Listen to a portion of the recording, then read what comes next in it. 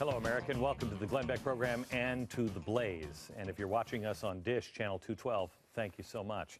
I have some breaking news that you'll only get here on The Blaze. I'm assuming this is going to break later on tonight or tomorrow. It is not good news, should it work out, but we have it on extraordinarily good authority. I want to read this to you verbatim. We have a report. The State Department is currently in negotiations with the Egyptian government for the transfer of custody of the blind Sheikh Omar Abdel Rahman for humanitarian and health reasons. The negotiations are part of ongoing discussions with the Egyptian government to resolve the crisis. The blind Sheikh is currently serving a life sentence in the U.S. federal prison for his role in authorizing the 93 World Trade Center attacks that he planned the day of terror. Morsi, the new president of Egypt, has publicly stated that the release of the blind Sheikh is one of the top demands in Egypt's relations with the United States. And the threats against our embassy a week ago by Egyptian Islamic Jihad were to direct violence at the U.S. embassy and try to force the release of the blind Sheikh. We have asked for a comment from the State Department. We have now been referred to the Department of Justice. This is something that you heard on this program back in August, and just last week we had many experts say this was coming, and just last week Andy McCarthy said, oh, they're going to do it. And all of us sat around and said, oh, yes, they will. The Real News will be following this story with a former State Department senior advisor at the top of next hour.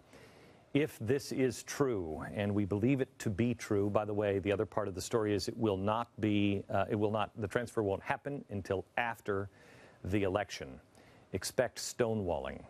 But with what you just heard and what you're going to see here in a few minutes of what I believe really happened in Libya,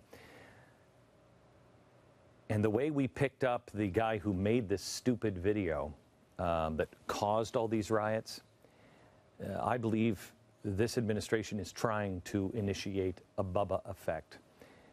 A Bubba effect is something that I've talked to you for probably 5 years about, about what the military is the most afraid of.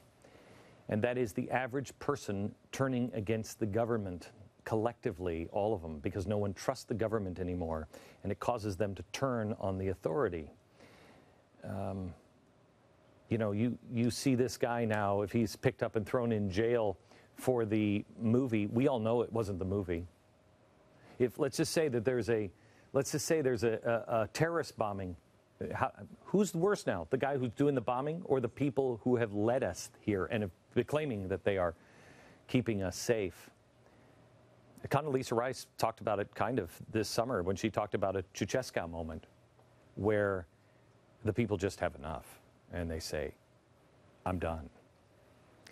No matter how bad a citizen may be behaving, the government's reaction is worse in the Bubba effect. We have to be very careful, America. Very careful and hang together because it's going to get tougher from here on out.